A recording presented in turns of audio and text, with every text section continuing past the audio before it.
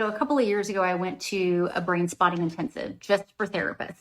I ended up doing some of my own work around this feeling I've carried forever of being ganged up on and attacked in a group. So a couple of days after my session, there was this one therapist in the group, and I kept getting this uncomfortable feeling from her. And during her time in the group, someone triggered her and she snapped at them.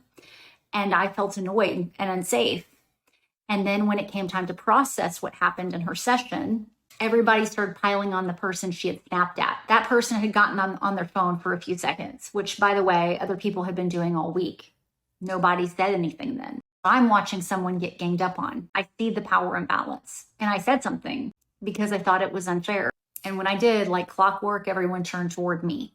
It wasn't like a direct attack because by the time we're adults, we've kind of gotten really good at doing it indirectly. So it's harder to call out that way, but you know when it's happening. Your body knows. And because I had just done my own session a few days before, that thing in me was already raw. It all just started coming up.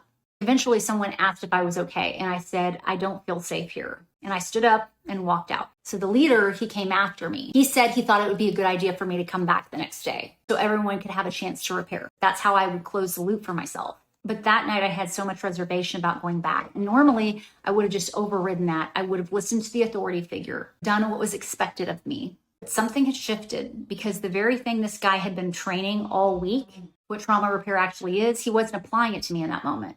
Trauma repair for me wasn't going back so everyone else could feel okay about what happened. Trauma repair was me listening to what was inside me, trusting it and actually doing something about it. So that's what I did. That night I sent a long text to the whole group, said what I needed to say, and I didn't go back because I knew if I walked back in that room, it wouldn't be for me. It would be for them so that they could feel okay, so that they could repair. And I would be abandoning myself once again in a room full of therapists this time in the name of healing. The expert told me what I needed. He doesn't get to decide that. I do. So I'll talk to you about what happened after I made that decision because that was just the beginning.